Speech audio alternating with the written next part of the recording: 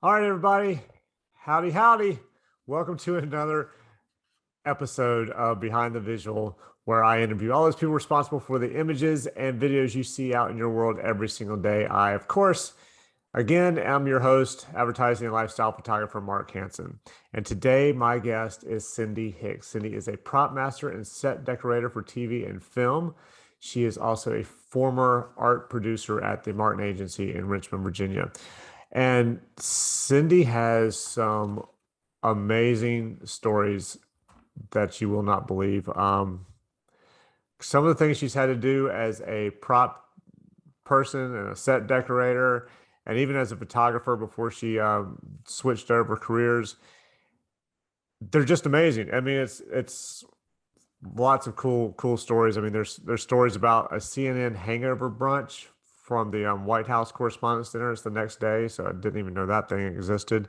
We talk about the time she was doing a shoot at the Speedway in Richmond, Virginia, and she had a press pass, but they wouldn't allow her in because she had on shorts. So she needed to find some pants, but she couldn't leave. So she gives the story about what she had to do to get in to be able to continue her assignment and take those pictures. So that's an interesting story. You definitely need to check that out. We talk a little bit about being a photographer, working in the darkroom, just photographers' lives in general. We talk about working at the ad agency. We talk about the benefits of being in the union and what's going on with the IATSE negotiations and possible strike coming up now. She tells me a story about the time she had to find a duck for a shoot, and they ended up getting a taxidermy duck and how that all worked out. Working on The Walking Dead World Beyond. So check that little story out. I mean, having to get blood bags and what she had to do to get blood bags, and she got them for free. I mean, there's a lot going on here. I can't, yeah, just listen to it to listen to all the stories because it's a lot of fun, a lot of cool stories, and I think you're really going to enjoy this one. So check it out. Let me know what you guys think. Subscribe, like, comment, thumbs up it, all that kind of stuff. Share it, and yeah, check it out.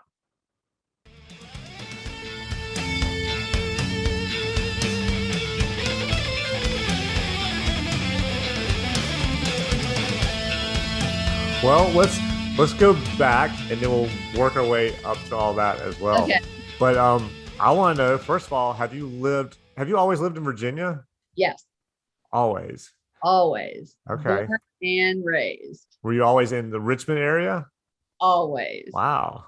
Yeah, it's kind of crazy because there was a point in my life that I was moving to New York like twice, Right. right after school and right before 9/11, Oh, which was wow. weird because it was like I was ready to quit, move to New York and work for an agency there. And let me tell you, kind of glad I didn't do that. Yeah. But like I started as a photographer. Yeah. And, How'd you get how'd you get into photography and all that? oh, Was that I a was kid 11 thing? years old and went to a middle school that had like multiple dark rooms. And Really? yeah, they had Mine brand had a dark room in the library and it was a closet. yeah, this was a full on beautiful dark room. And I remember cracking open a 126 film holder and Oh, developing wow. it like this in a tray. And it was like, I know I still have the film somewhere. Really? Yeah, it's crazy. And so from that point on, even before that, I knew that that's what I wanted to do. And so in high school, they let us volunteer for 2 weeks somewhere after Christmas vacation through a program they called enrichment.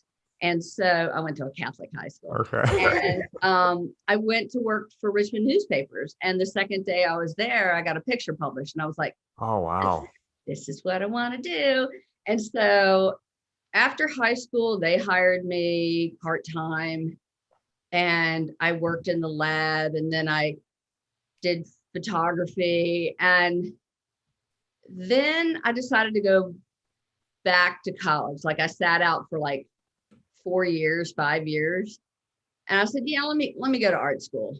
Yeah. So I left, went to VCU, still shot a lot. Shot a lot of punk stuff during Yeah. those days. And Yeah. I saw your website with the pictures. Those are some yeah, cool yeah, there's pictures. a whole bunch of I always took a camera places, Yeah. and that was pre-phones and pre when Uh-huh. everybody had a camera. And so it was kind of like, okay, cool. I was all about, and it ended up being a full page picture story in the newspaper. Oh, cool. Um, but it was like, okay, this is pretty cool. I really like this. And when I finished school, I went through a series of jobs, like got hired by a power company to be a photographer and like travel around the state shooting pretty pictures. Great. And then I'm trying to think, it might have been like 97. I got a call from the Martin Agency and they said, we want you to be an art buyer. And I was like, hey, cool. Where'd they get your name from? Um, there was a woman, Suzanne Cease, that I knew. And but before that, God, I forget my whole career. I worked for 10 years as a studio manager and a lab person. Like I ran a dip and dunk E6 line and did printing. Oh, And wow. it was my dream darkroom. It was 2 big speakers that I could play any music that I want. My E6 was over here and the enlarger was over here and the sinks were over here. And it was like, I don't ever have to leave this room. And so then Martin called and I went and interviewed and I gave him like a couple of people's names that I thought would be good for it. Yeah. I don't know what I was thinking. And so then they called me back. They go, we really want it to be you. And by that time, the 2 guys I was working for had split and I was a freelance prop person, producer, photographer, whatever. Wow. And no insurance, Yep. no 401k. And so I said, okay, cool. Let's do it. And that started a 15, 16-year career there, which was really fun and really crazy. But I got to work with people that I never thought I would work with. I mean, the first time I ever called Eugene Richards on the phone, he answered the phone and I was like, and I was such a fangirl that I was like, hi. And then I tried to be all professional and he was just the greatest person to talk to. And he did some, cheesy ad for us. I mean, not cheesy, but he was just the greatest guy. And he even called me because they didn't send producers on the shoot at that point. Right. And he called me at home and he just wanted to say, Cindy, I wanted to tell you that everything's okay and you can sleep now because the shoot went fine. And I was like, oh my God, thank Oh, you. wow. And so, I mean, I got to work with a lot of different people that I really liked. I like to travel a lot. Yeah. That's a world that you could live this pretend life that you actually could stay in the hotels that they put you Yeah. up in. It's like, sure, I really love that place. Have you tried that restaurant? And now I'm like, I'm not taking the toll road because it's 75. Right. Well, I talked to a friend of mine who's a producer at an agency in New York, and she's talking about when I fly, I always fly business class. I always stay at the nicest hotels. Yeah. That's when I'm working. When I'm Yeah. flying for myself, I'm back in coach. I'm staying Yeah. at the mid-level hotel. It's a completely different experience. Oh, yeah. Yeah. And I mean, even in the film world, there's times when, well, in freelance, like I would do some stuff, like I would curate for this small agency in DC and I would buy props and stuff and art direct the scene. Like it was for CNN hangover brunch for the White House Yeah, correspondent. okay. I've not heard of that. tell me they have a hangover brunch Yes. after the White So House they have the Correspondents' White Dinner? House Correspondents' Dinner, and then Right. CNN sponsors the hangover brunch. And so for like 2, maybe 3 years, I'd go up there and bring a crew, build sets. I would decorate the whole place. But there was a time where, I'd sleep in my car because I was in DC. And it was like, I can't drive back. I'm just going to sleep in my car. Oh, Yeah, wow. super glamorous. Yes. And I try not to do that now. I That's was like, probably good. but they put me up in a hotel one night and we finished at 2 o'clock in the morning and I had to be back at 6. And Oh, it was like, wow, that's a really expensive hotel for like three, yeah. 3 hours of sleep. But yeah, it's kind of a crazy. I never thought that, I don't want to say photography would go away because it has Right. not by any means. But with print kind of disappearing and the video cameras like red and everybody getting Mhm. like that, you can actually pull a screen grab. Like I was back in the day when they said, can't you pull a screen grab? And I was like, you know what size it is? And I was trying to explain, like, Right. it's this big. And they were like, but it really looks good on, and they couldn't make the jump Right. that something that looks so good on screen if you blew it up 1,500%. Yeah. It wouldn't hold up. And that's why I'm glad I had the photography background, because trying to explain things to Oh, people, yeah. if you didn't, and luckily they would come to me and trust me to say, is this going to work? And I was like, well, maybe. Or they would draw a picture. I'll say, the perspective is all wrong on it. There's just no possible way to get that angle. And they're like, well, why not? I said, perspective. Yeah. It's just, yeah, I mean, I don't know. It's kind of crazy. Did I'm they just, listen to you when you told them that though? Because I've had so many clients ask me to do something. I go, well, we can try it, but I don't think it's going to work because, and I will explain to them why I'm 99% sure this is not going to work. And then they go, yeah, well, let's try it anyway. yeah, All right. Like we're running late, but okay, we'll do happy it. to try, Yep. and I would always say that at the, like, why don't we get what we came for and Yes. let's try that. And then sometimes before even the shoot, I would like take props and say, okay, pretend this is this. And I put a block on the table and I say, if you want to shoot from that, you're not going to see this or you're not going to see that. And so they're like, oh. And I was really surprised how many art directors had no art background. Really? Yeah, it's kind of weird. I mean, one of my favorite art directors had a political science background, but he was so good because he had vision, but it was weird to talk about. I don't know, like having a fine art background made me laugh with one person that when I mentioned Mondrian, Piet Yes. Mondrian, and they go, like the hotel in LA? And I'm like, yeah, like the hotel in LA. Yeah. Yeah. And it was just like, you don't know who Piet Mondrian is? They go, and I pull up something, they go, oh, that's who did that? And I was like, oh my God. Yeah. So not that that's super important, but I think that if you have references to things, you know what not to copy. You know what I Right. mean? Yeah. So many people will bring you like, hey, I want to do this. I'll think, copyright infringement. Right. And they're like, well,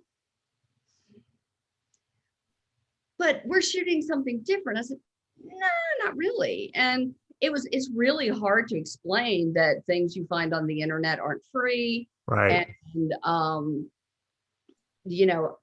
there's this great Twitter site like For Exposure, and they bring like these terrible examples of like these influencers who say, I sure would love to use your image. Usually we charge somebody to use the image. And it was like, what? And so, yeah, I had somebody, because I shot punk stuff back in the day, they're remastering this band's catalog. And this guy emails me. He just signs his name, Mark, and no affiliation, no last name. And he said, hey, I heard you got pictures of the band. Would be really love to use them. Be happy to give you a record when we're done. And I'm like, seriously? And I mean, I had to school him, but I never heard back. And then I felt like a person because my friends are in the band, but I'm tired of freelancing and free. I'm just tired of that assumption that it's no skin off my nose to just give you stuff. Well, that's what people think. Like my daughter used to ride horses, and I would always have my camera, and I was taking pictures of her riding or whatever.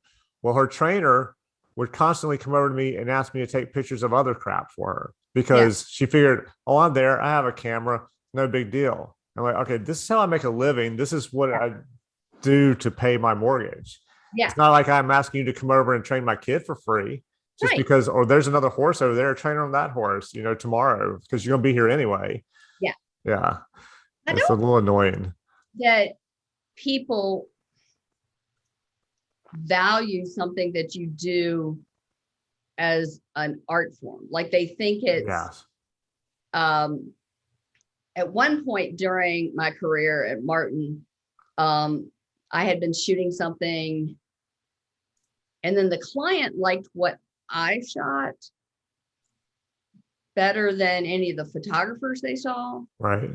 So they decided at that point that I could just be the art producer and the photographer.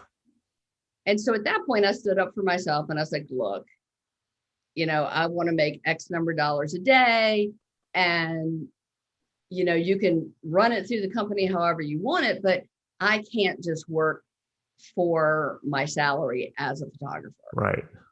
Oh my gosh. I thought you would just be happy doing photography because you love it. And I was like, this was from an internal person. And I was like, well, I do love it. Yes. You were going to hire somebody anyway. Yeah. And it was terrible. I worked like 14-hour days and ended up making like $500 extra a day. It was, I'll never, it went on the list of I'm never going to do that again. Right. Because I don't know that people think it's just because it's digital. There's no, but there's cameras, and it's.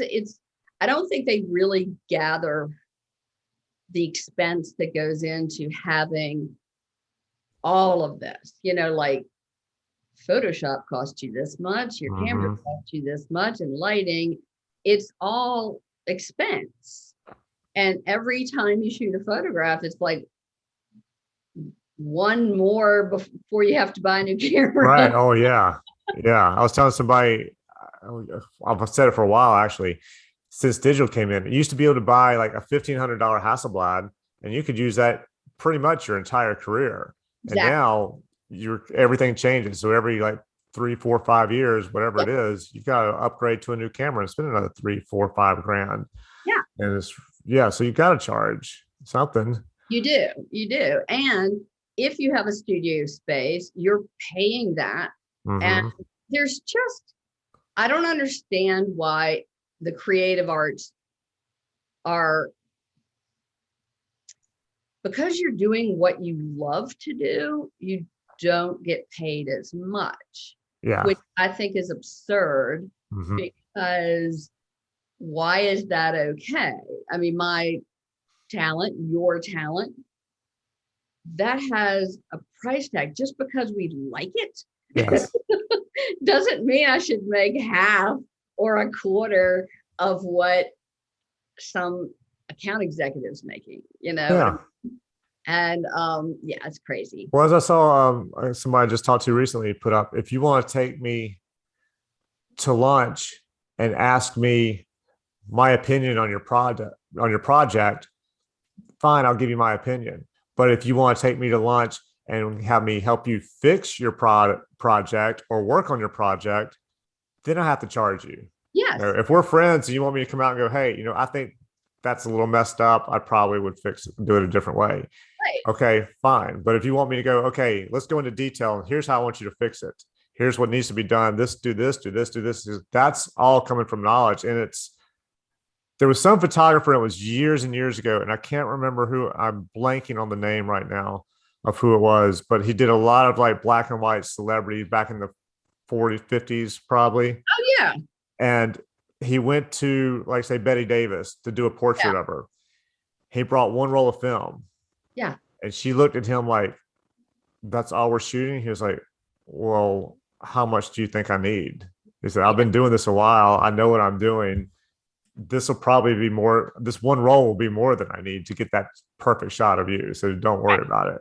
And I think it's the same thing. People just don't, they don't think that. They think it's very easy for you. They think it's something that you do, but pretty much anybody could do. Yeah. But say my father-in-law used to think that I did a couple of shoots. He has a farm, and we had used his farm for a location for a few shoots. And before I ever did a shoot out there, he was talking to my wife, and she said, he's going to come out here. I did a test shoot out there, and he saw me. He's like, why can't he just do take one picture and be done with it? Like put the model there or whatever, shoot her and be done. And I was just like, it doesn't work. And so then when I did a couple of shoots down there, he kind of watched, and I didn't know he was watching. And I came in, and he was telling me how he's like, wow, you really worked, because I did like a 7 a.m. to 7 p.m. kind of deal. And he was like, you really worked hard. I saw you out there constantly doing this and that. And the work, which was cool, because I thought, well, finally he understands that I don't just sit on my ass. I'm not, as he used to think, an international playboy. Yeah, and, exactly. Whatever.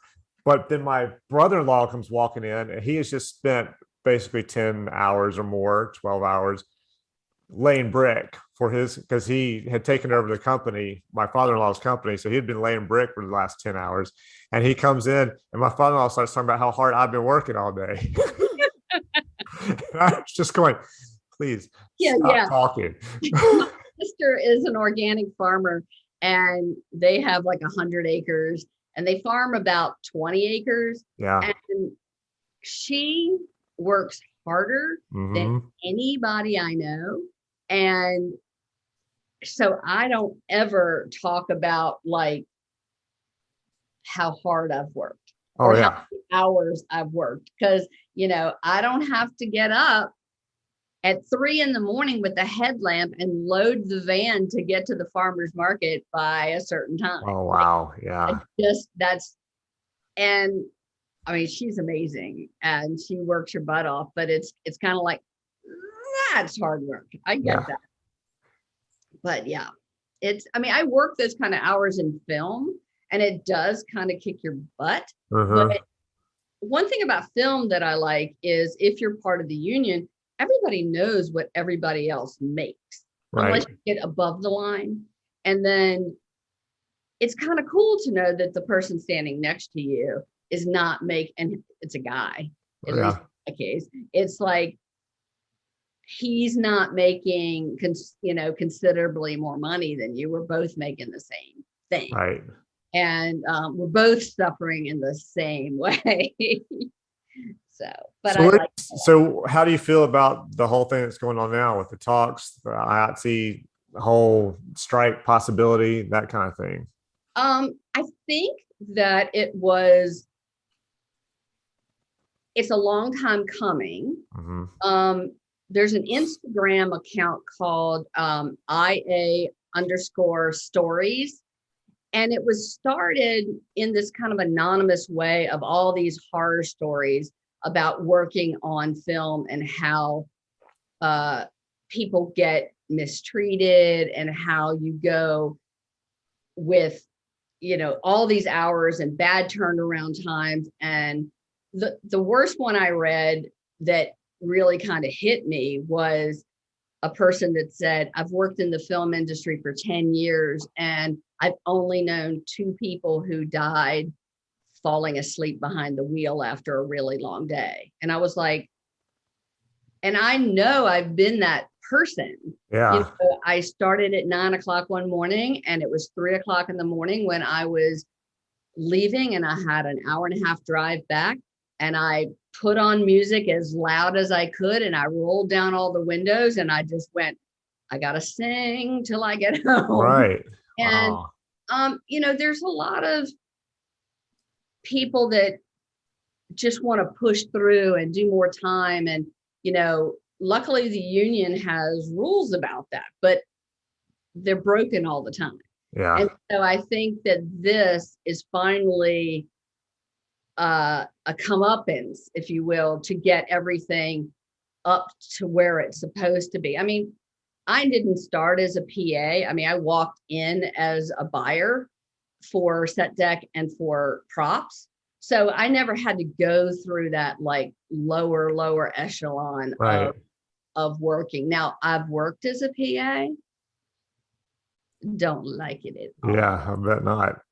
Yeah, but I think it's going to be good. I honestly, knock on wood, I don't think they'll go on strike. I just think that there's so much support behind IATSE right now Right. from actors and directors that they can't, plus content right now. COVID shut everything down. And then they kind of came back to that. And everybody knows we watched everything during COVID. Yes. So it's done. There's nothing in the can. There is nothing waiting on the shelves. Right. That content needs to be produced. And if we shut down everybody who works on it, there's no more content. Well, that's what I was reading on one of these Instagram pages the other day was, or maybe it was Facebook or something. Everybody was saying they're in negotiations, but they're going to string these negotiations out until these projects are finished. And then when they're finished, then they don't care because everything's in the can and they can put it up. So they're going to stretch this out as long as possible so they get all their stuff done. Yeah. I've had people say, since all this started, their hours on the films have started to get longer. Oh, I bet. And they're shooting 7th days and they're doing all this stuff because they do want to get it done. But then what happens is that stuff's done, but then there's that break, very much like COVID, that you lose stuff. Like one of my favorite shows is Mindhunter. Yes. And yeah. it went so long in COVID that the contracts for the main people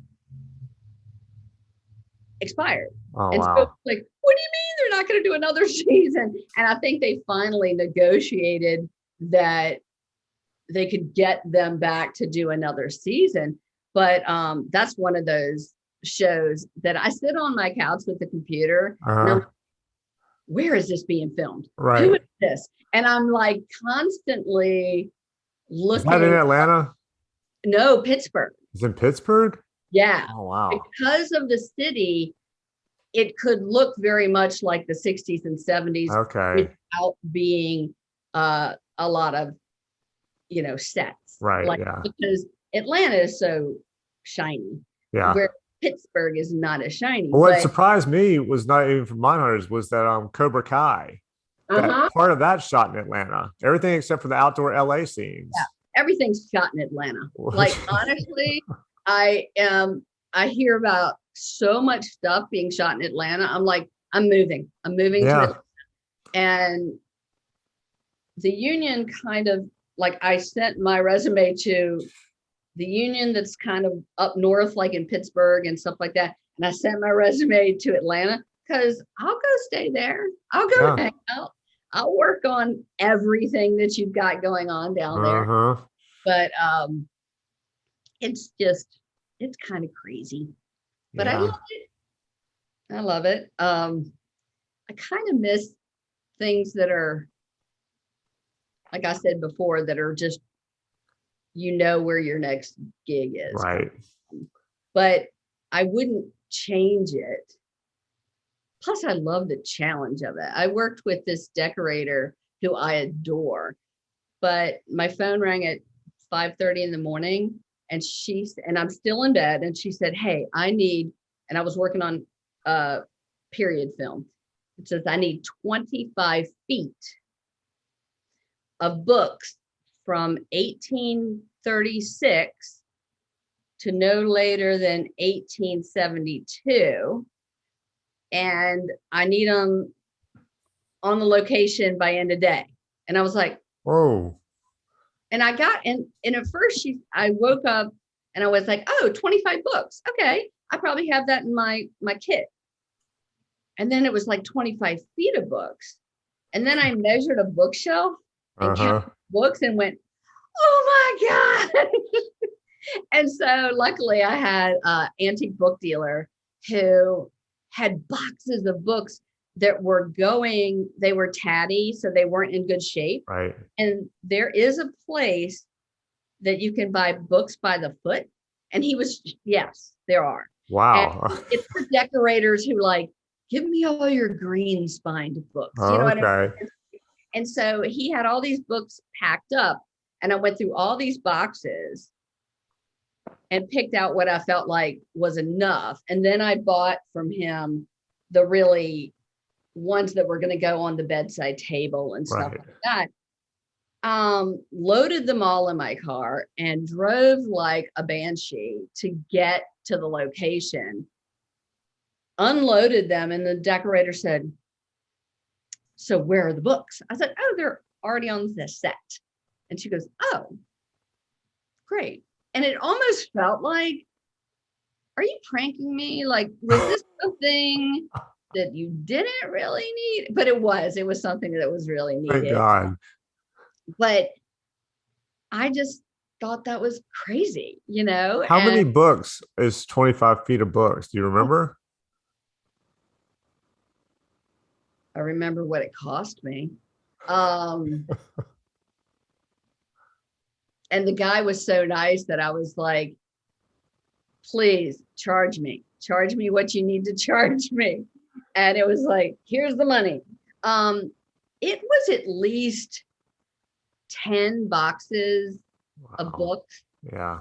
And of course, I'd pick the ones that were like the thickest. And, I don't know what the subject was. It was like this.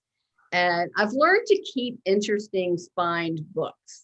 Yeah, like, I keep a box, like I have a box of like weird science bottles in my attic, and I have books in my attic. And yeah, it's crazy what you end up collecting. Like I collect certain things for myself, like certain furniture and lighting and things like that.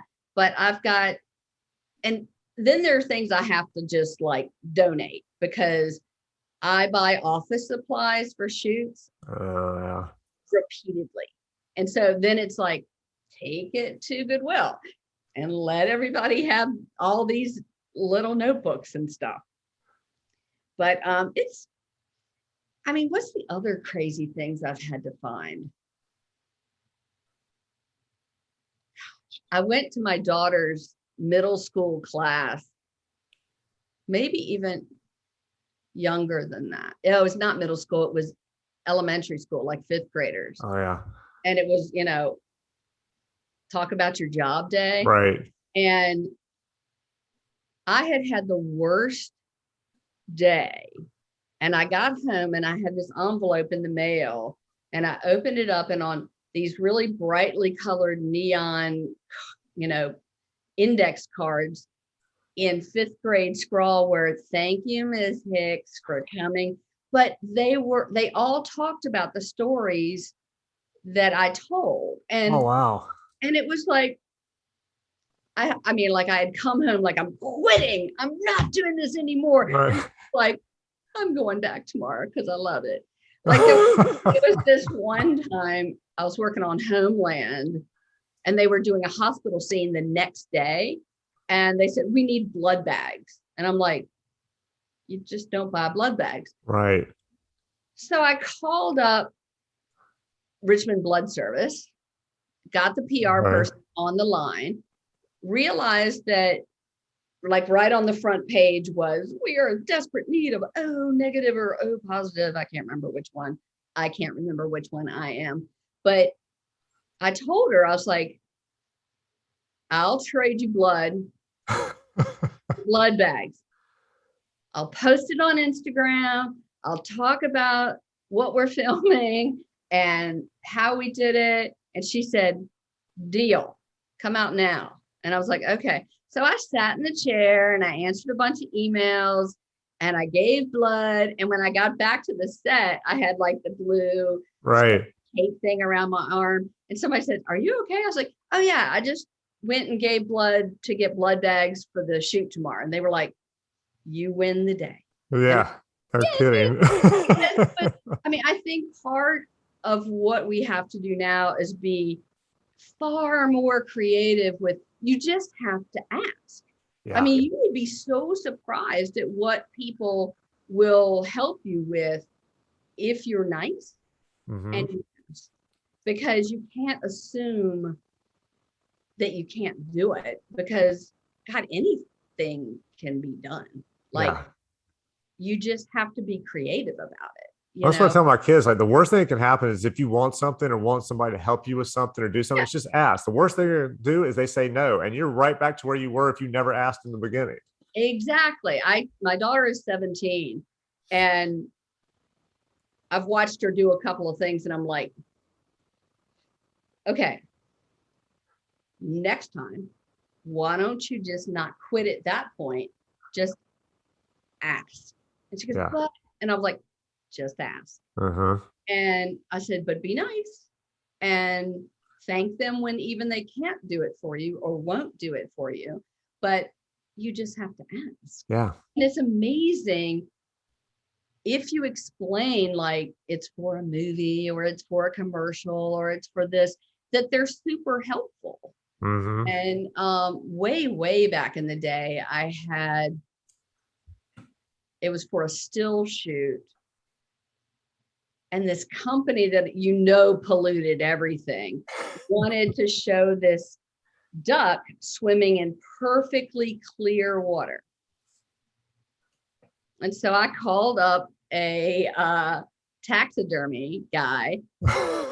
He had a duck in his freezer. Wow. Okay. He mounted it to look in the direction we wanted it to look in, put it on a wire. So all we had to do is tap its head to get nice water rings. Oh, wow. But because it was a banded duck, I had to return the duck to him. So because you can't sell a banded duck. And I was like, yeah, you know a lot of useless knowledge when you do this. So what's he do with the duck? Now he just keeps it himself, or he throws it in the trash? I think he had maybe shot it himself and now it just ended up there. He's the same guy I rented a full-size turkey from for the same thing. And I remember driving back it was like an hour away, and I put the turkey in the seatbelt in the back seat, and he just kind of sat there and bobbed as I drove down 64. And it was hilarious because I'd have people kind of go, you got a turkey in your car? I was like, yeah. My daughter brought, my father-in-law hunts, and he had a stuffed turkey in his house. So for show and tell in kindergarten, my daughter brought this huge stuffed turkey for show and tell.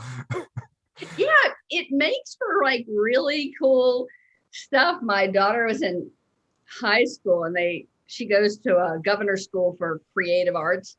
Cool.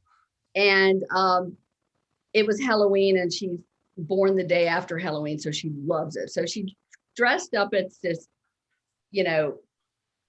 bullet hole in the head, blood everywhere. But I had an old bottle that had ether on it. And I said, take this to school, because one of her history professors collects all this crazy stuff from history. And I said, give this to Dr. Stone King, and he will love you forever. And she goes, really? And I was like, yeah, you can give it to him. And when he got it, he was like, really? I was like, yeah. I mean, That's cool. what am I going to do with that? And it's pretty fun. It's like how, and I can totally help them, the school, because there's all sorts of like leftover junk. And I'll be Right. like, hey, y'all need anything in the sculpture department? Here, so it's a lot of fun. And she wants to go into film. Oh, that's cool. Yeah, she wants to be a special effects makeup person. Oh, yeah. Um, Now, my question is on that. What only thing that worries me is so much that's being done CGI now. yeah, but there's still a lot of it that needs to be, like, I worked on The Walking Dead World Beyond. Yeah, tell me about that. That was a spin-off, or one of the many spin-offs of Walking Dead. Right. And filmed it in Richmond. And it was aimed at younger kids, not young, but Right. like teenagers. It's kind of during the time when there were all these like shows that were kind of akin to adult shows, but they made them kid friendly. Yes. Yeah. But the zombies were heavy makeup, and you really need to have them in that, because if you've got a horde of zombie or walkers, as we like to call them, you have to do full makeup. Right. And she was just like thrilled with it. And I was bet. I was trying to get her on the show to help out, but it was difficult. But she had a teacher in 6th or 7th grade that said, you have 20 minutes extra a day. What can you teach yourself over a period of time with 20 minutes extra a day? And so she taught herself how to do special effects makeup through YouTube. Oh, wow. And she then did a QuickTime video and did really well. Now, she spends half the time with her dad and half the time with me. And so on her Instagram page, she showed this huge, gnarly gash in her arm. And I immediately called her, oh my God, what happened? Why didn't you call me? You look like you need stitches. She goes, it's fake. I was like, what? She goes, Mom, it's fake. And I was like, Jesus Christ, tell me that next time. So, I'm not a fan of all that gore, but I am more than happy to help her create that stuff. Yeah. But it's still like too grossy gross to me. Like, nope. So how'd you handle all that on Walking Dead? It was good, but like it wasn't really a challenge, because it was just get stuff and age it 10 years. Okay. And you're like, huh? But we had this huge space that before we came in there housed kitty litter. Yeah. It's not like LA where they have like the back lot of Universal or whatever. But so it had no AC, it had no heat, and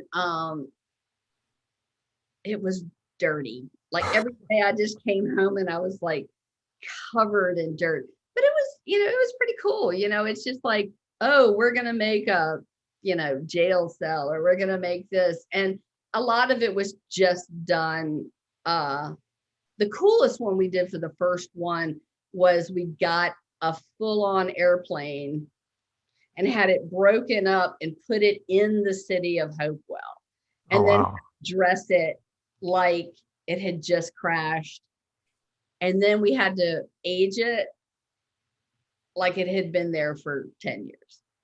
And so it was crazy, because the small cities in Richmond, or in like Hopewell and Petersburg, they get paid pretty well for location fees. And so it's the community loves it. The community likes to like come out and watch. And like I got called by this kid from the school that my daughter goes to and says, can I help? And I was like, yeah, how old are you? She goes, 15. I was like, no. And then she called me like a month later and she goes, I just turned 16. Can I help now? And I was like, oh, I wish I could. But I said, so I gave her a heads up. I was like, go to Hopewell. They're filming. You can at least see how it's done. And she was like, thank you so much. But I just feel like there is, especially in schools like creative schools, every single thing that these kids do can go into film. You know, there's actors, there's singers, there's tech majors, there's photographers, there's filmmakers, there's, you know, everything. And once my daughter kind of got into like the makeup stuff, she's like, and she's a junior in high school now, and we're trying to figure out, where do you go to school? Yeah. That she can have an art background, because she really wants to learn about, you know, art history and things like that. Okay. And then make gory stuff. And so we're still trying to figure that out. Yeah, I bet. Yeah. But I like she shops with me when I go. And so it's really kind of cool that she can see, you know, and the first thing I told her, I was like, you're joining the union when you turn 18, you know, it's like, because, you know, I don't think I was a union person, because I always thought about like what you think of Jimmy Hoffa, right? You know what I mean? You think it's crooked and you think it's this. I have to tell you, I kind of wish that when I had gotten out of college, I had not gone to advertising, that I had gone to filmmaking. Right. Because if I knew what was going to happen 20 years later, I would have it would have been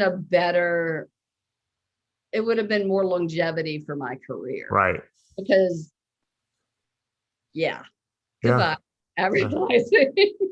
Well, I know. I mean, I would love to be I've done a few still shoots of small videos that are being shot, but I would like to get on some bigger stuff. And I've been called for a couple of things, but then they end up going, oh, well, they're union. And then we can't use you on it. And I'm like, well, how the hell do I even get into a union? And I looked it up, and there's a lot you've got to do just to be able to get into the union, on top of the dues you got to pay to get in there once you're in there. When I was lucky enough that I started working on films before I was in the union, because Virginia is a work for hire state, so they can't discriminate if you're not in the union. Well, so is North Carolina, but somehow they told me there was some Hallmark thing that was being shot here, and they had to use a union photographer, because I was set up for it. And then they called me, and I thought, all right, cool. I told my daughter it was a Hallmark thing. My daughter loves Hallmark movies. I said, I'm going to be doing this Hallmark thing, shoot behind the scenes for like 2-3 days. And then they called me and said, sorry, it's a union. We've got to use the union photographer. I was like, this is North Carolina. Yeah. That doesn't make sense to me, but that's what they did. So, but what was cool, and I did not benefit from it, but somebody else did, because when you go into the union, you basically pay a pretty hefty sum. Right. But at one point, Virginia was low on people, because we had 3 productions going on at the same time. So they waived that fee. And I'm like, dude, can you give me a refund? Right. Yeah. Because, and so then everybody kind of jumped in. And that was fine. But then all of a sudden it was like, everybody was in film. Right. And it's cool. But I don't know. I keep telling a friend of mine who's done some producing and some other stuff, some like lower level producing, like setting it all up, like, you know, that kind of thing. And I tell them, like, hey, you need to find a film that you know is going to go union, and tell them to chill on the union thing until they hire me to get on there, and then they can switch to union, and I'm good. Right. Right. He hadn't done it yet. Well, you know, it is expensive. Yeah. But what I like is, God, I don't want to sound like an ad for the union, but they take care of their people. You know, you get insurance. Yeah. You get a retirement. Yes, you pay a certain amount of your checks to the union, but when you're working 14-hour days and making good money, sure, take that little tiny percentage more hours. But I know what they're fighting for. So I stand with my brothers and sisters, as they say. But I really wish I had back in the day had a crystal ball and could kind of see Mhm. where advertising was going. Right. Yeah. Yeah, I would have, I mean, I could have been a director, you know. Yeah, because having a photography background, you have an eye Yeah. for stuff. And so it's funny, I've shot like B-roll for a couple of things. Hmm. And it's really cool because I would just kind of walk around and find that thing that I think is a nice still picture Yeah. and then just film it. And so a lot of my stuff is kind of stagnant, but it has movement within it. Right. And it might make for a really boring film, but Wes Anderson does it all the time. So it's like, okay, I can do that. But yeah, it's fun, but it's like right now I'm not working, Yeah. and that makes me insane Yeah. because Oh, yeah. yeah, like I have I, to, I like I don't have a clean house. Like you think I would have a clean house, but like when I set up this call, I was like, all right, what's in the background? Okay, can you see the mess? No, good. oh, it looks good. Yeah. That's what I did. Yeah. I'm a producer too. I'm That's making, right. you don't see, the weird stuff over here. Like I've got 11 by 14 photo trays thinking I'm going to somehow do a dark room at one point. All right. Not really. I Yeah. miss having a dark room, but I'll donate it to the school. But and then nice window light. It So is very nice window light. Yes. And I'm with you. I've got all this darkroom stuff and I haven't used it and I don't even know how many years. I need to just give it away, donate it to somebody or whatever. yeah, I've 'Cause- donated, somebody gave me an enlarger and it sat in my junk room for way too long and it was heavy and I would move it and I would move it. So finally I put it on like Facebook Marketplace and I was like, free, come take it. yeah. And somebody did and it was fine. I mean, in a perfect world, I'd have that dark room that I had that I worked for 10 years in. Oh, And yeah. I loved how it worked. It had like a little LED stuff over here, and I could change from this contrast to this Oh, contrast. that's nice. Had like a foot. I mean, oh my God, I missed that. But it's Yeah. also crazy expensive now. Uh-huh. And they stopped making all my favorite films. When they Yes. quit making Verichrome pan, I have one roll left. It's probably 20 years old. It's Yeah. not in the fridge, but I don't, it's like, it's like when they stopped making Polaroid 665 and 55. Uh-huh. 55, I still got partial packs, but Yeah. every time I peel them, it's nothing. And so I'm so depressed. I tried that what the Impossible Project, and I was like one of the original people for the Kickstarter. And when I got my like 5 sheets of film or 3 sheets of film and I pulled it, I hated it. It was awful. Really? Now that was many years ago, and I'm hoping they got it better because the negatives for 55, gorgeous. Yeah. Brain focuser on it. They had those nice little crosses you could see. It was beautiful. And now I'm like, please make 55 again. And I talked to my friend, photographer David Burnett, and he's a sports photographer and uses a lot of like 4x5s and Oh, wow. Graflexes and stuff. He's amazing. And I always like send him like, oh, look, I found a Graflex that on the Goodwill website, and it's like, what did it go for? Because I found one and had it converted to have a 4x5 back on it. Okay. I was shopping at a thrift shop called For the Love of Jesus. All right. I walked in and there's this black box sitting on the counter, and I went, that's a camera. And so the woman that worked there that I knew, I was like, tell me about this. And I looked, and it was an RB Graflex, probably 1928, I'm Oh, guessing, wow.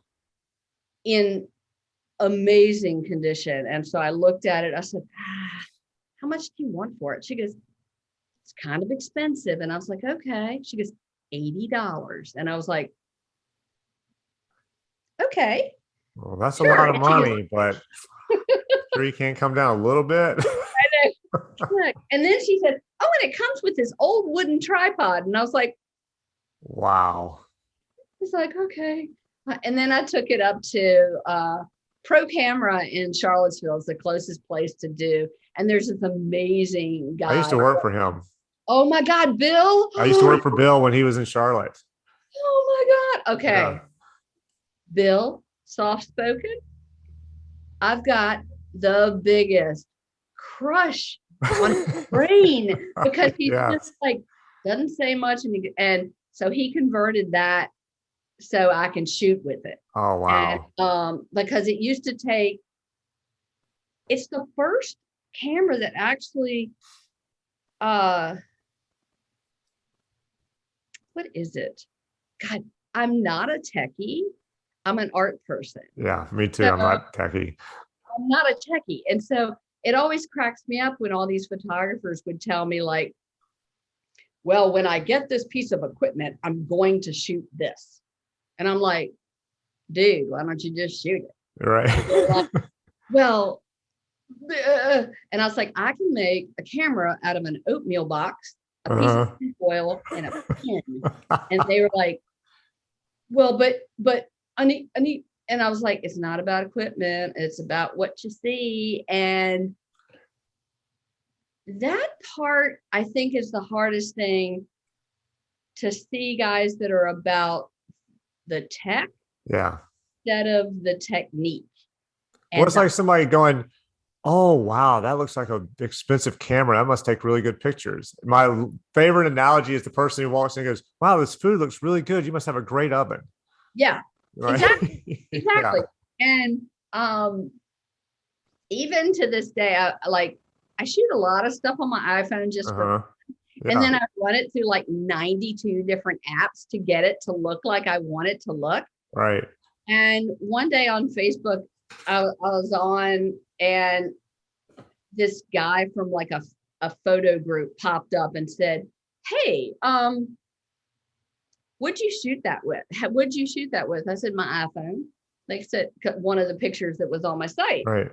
And he says, what apps did you use? How'd you do that? And I'm like, and so I listed like 15 different apps and said, I ran it through a couple of these.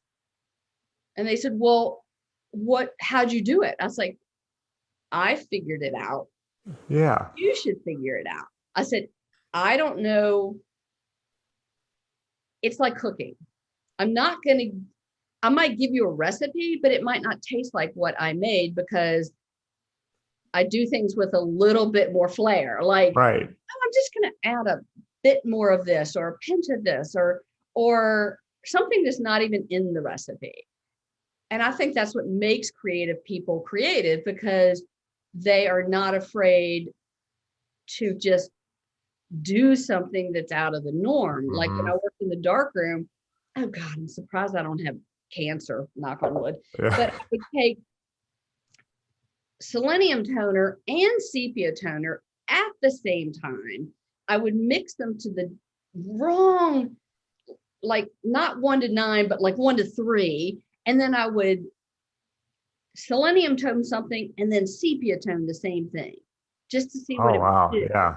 And yeah, luckily I'm not dead yet. 10 years of that makes you.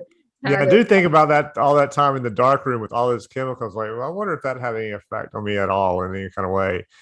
Well, yeah, because when I ran the E6 line, it was like an open dip and dunk. And so every piece of every chemical I put in says may cause cancer. Right. And at one point, when Kodak was still around, I called them and I was like freaking out, going, well, okay, all of this stuff says it causes cancer. And can you talk me through this? And of course, I got the, such a little chance of it. And of course, they then closed down because they had polluted all Rochester. And, God only knows how many people, like, I would never use tongs and I'd put my hands in the chemicals. And so I'm like, okay, right. I never did that. I always did. I did always use the tongs. Well, I would do that. And I learned that, like, okay, I lied. Occasionally I would put my fingers in there, but mostly tongs. Because you would learn, like, if I had cut onions the night before and the minute I put my hand in a particular chemical, all of a sudden it was like this onion smell. And it was like, okay, that's really crazy. Yeah. Wow. Yeah. Okay. I miss a dark room, but you would spend a lot of time to get one print. And there's really nice about scanning stuff, putting it in Photoshop, hitting print. Yeah. Because then it's like, oh, cool, I can give you 10 of them and it's not going to take me 10 hours in a dark room. Yeah, I remember a friend of mine started working at a professional lab, and I had always, before that, I'd always done everything in my bathroom or in a little dark room in the house. And so when I went there, I would put it in the enlarger, I'd expose it, I'd take the paper, put it in the machine. 15 seconds later, or whatever it was, it comes out dried, printed. And I'm like, wow. Then it got to the point, I was like, this is amazing. So I started like doing all this stuff. And then it got to the point after a couple of weeks, because he worked a night shift where nobody was there. So he'd let me come over. Right. And it got to a point where I'd go, all right, put in like, all right. Yeah. 15 sec. Come on. Can we not make this faster? I'm very impatient very quickly. Yeah. You learn that, like, when I tried to explain to my daughter, I was going through negatives and she was very young. And she goes, what are those? Yeah. And trying to explain to somebody what film is, yeah, how long it took, what you had to do. And now she's obsessed with shooting film. Oh, yeah. Loves it. And she's developing it at school. Oh, and cool. She's like, oh, it came out. And I was like, you know what? To this day, that's my favorite thing, is to open the can and go, oh my God, it came out. Like, yes. Because you're like, I probably did something wrong. But the digital does take away a lot of anxiety. Yes, it does. But I think David Burnett called it this, that photographers, they chimp. Okay. Like, they're like a monkey. So it's like, shoot, look, shoot, look. Well, in that period of shooting and looking, you're missing. Yeah. And like, I totally believe in shooting and looking to see if everything is exposed correctly. I do it like a Polaroid. And then you just, And then I just shoot. Yeah. Because I think that there's so much you miss. Yeah. By looking at every single one. Because there are times where definitely I've shot, and if I had done that, I would have missed whatever it was, like that one little moment that I was just sitting there. Because like I said, I use it basically like I used to do a Polaroid. I pop it, make sure my exposure is where I want it to be, and then I just start shooting. And then at the end, I'll flip through a couple and make sure they all look good. Right. I found that when I would shoot portraits, I would end up shooting like 36 pictures, like without even really thinking about it. Yeah. If I was just shooting somebody's headshot, I used to do that at Martin, like that I was the photographer for headshots, that I was shooting a roll of film person. And I was like, is this ingrained in my like reflex memory that's how many pictures you shoot? Like, you shoot a roll of film, and then if you know it's not right, you shoot another roll of film. And it was just kind of cool because it was enough to get what you wanted, but it wasn't wasting film or Yes. time because people don't have the patience to sit for a photograph. Mm-hmm. Yeah. Yeah. My niece was an amazing model. She would sit for me all the time. My daughter, forget it. Yeah. Like when she was a little kid, I'd have to pay her in stickers and a sticker book. And so I'd set up the 4x5 and I'd maybe get 2 or 3 frames and she'd be like done. And sticker book had to come out. So that Right. was like her payment. And it breaks my heart because I mean I've got pictures of her, but I don't know if I have the breadth of her life. I probably have it on iPhone. I Yeah. mean, Yeah. That's the thing is I have most of it on iPhone. My oldest would take pictures all day long. My youngest still to this day, and she's 18, is not interested. yeah. But the weird thing is my oldest daughter, when she gets in front of the camera, she's Yes. my youngest, she's slightly better for stuff if I need it for a client because she doesn't want to do it, Yeah. doesn't care, and she's just looks like she's like we did it. We were in the Bahamas and I was shooting some stuff for the resort and I was using them and all the stuff of my younger daughter, she's just like fine, and she would just go out and she would just like do the walk or whatever, and it was a great shot because she looked like she Exactly. didn't care, she wasn't trying to be a model, and my oldest daughter's going, and I Oh, can't calm her down. I'm like, okay, you gotta chill, you got to calm down a little bit. I have 2 sisters, a farmer and then my middle sister. And since she was a teenager, she wanted her photograph taken, but she had like one look. Yeah. And then the more she got older, the next look was always this. It was like, no. Or if I posted something, I would get the email that says, take it down. And I'm like, there was like only one photograph when we were in France that I shot of her. And that's the only one that's ever been approved. Like she Wow. doesn't complain about it. And I'm like, I'm a good photographer. And then I realized I just have a crazy sister. Yeah. But it's just, My grandmother would do that. I would pull the camera out, take her picture. She'd be like, stop, don't. yeah, I'm like, listen, I'm going to take your picture. yeah, So you have 2 choices. You can be going, stop, right. or you can look decent for me. So either way, I'm taking your picture. So finally, she relented and would like give me a little smile or just Right. sit there with a straight face and let me take her picture instead of getting mad at me. Yeah, So I had a friend of mine, she had a show, and every time she would shoot my picture, I would stick my tongue out at her. And there in the show was me sticking my tongue out. And I'm like, okay, note to self, yeah. you're not doing that anymore. You know, and now I just I don't want anybody to shoot pictures of me. I'm happy to try to shoot one of myself, Yeah. but I want to be taller, younger, and thinner. And yes, you can do certain things in Photoshop, Yeah. but none of those are really, there's not a tool on the side of Photoshop that'll fix all those I do things. all in one time. Yeah. I told my mother about some woman I shot who wanted me to do all this stuff. And we like took 30 pounds off of her, got rid of all her wrinkles. And I was like, it was just over the top. It was ridiculous. My mother's a realtor. She's like, I need a new headshot. I did it. We cleaned her up a little bit, but kept her looking her age. She goes, do to me what you did to that lady. I was like, are you kidding me? Yeah, yeah. Yeah. And it's hard too, because in this business and in real estate, Mm-hmm. it's everything now is a young person's world. And it's really kind of depressing because I was having drinks with a bunch of old advertising people, not old, but Right. have been in the world for a long time. And we were talking about how the experience of all of these people that were sitting around having cocktails far exceeded the 25-year-olds that they were hiring.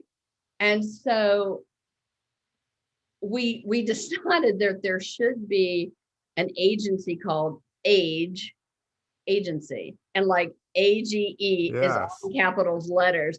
And it would be kind of like, you need experience of, we would be just like contract people that like, Right. oh, you need a really experienced, AE, you need an experienced producer, you need this, you need somebody who's That's not a good idea. yeah. And then I was like, I don't want to be in advertising again. And then I'm like, yeah, maybe I do. I don't know.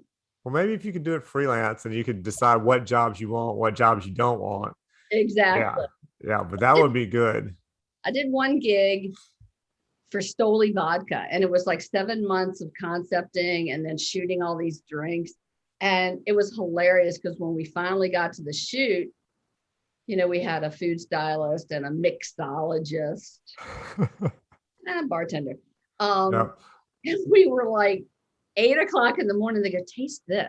And I was like, oh my God, I'm gonna be drunk by 10 a.m. But it was really fun. But it was nice to work on one job, just one, instead of 7. But Right. yeah. Cindy, this has been killer. This has been so much fun.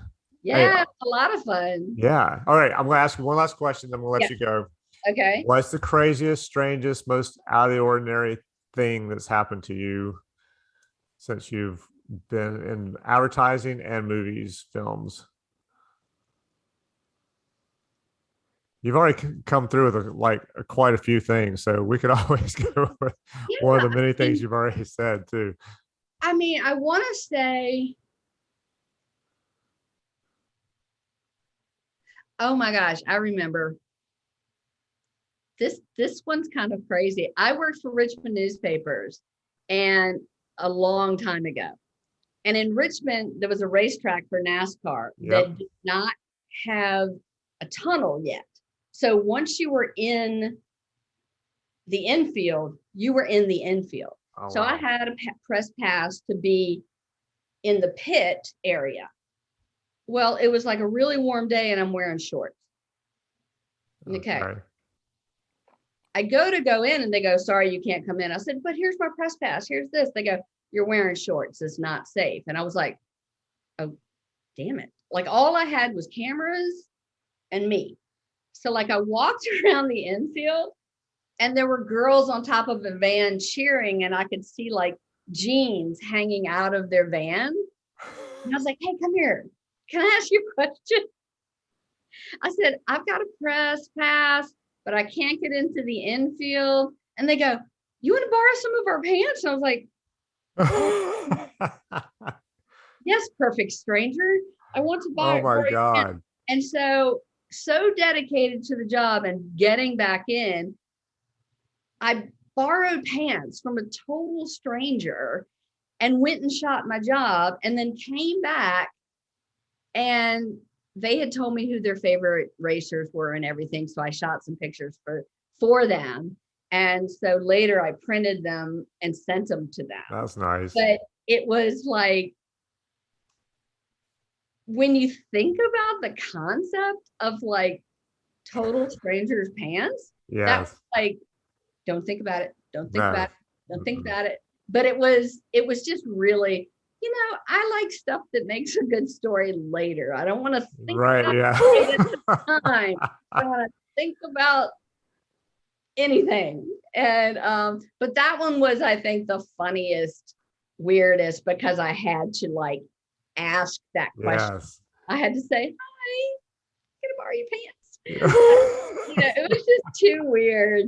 But when you're in your 20s and they give you a job to do, you gotta do it.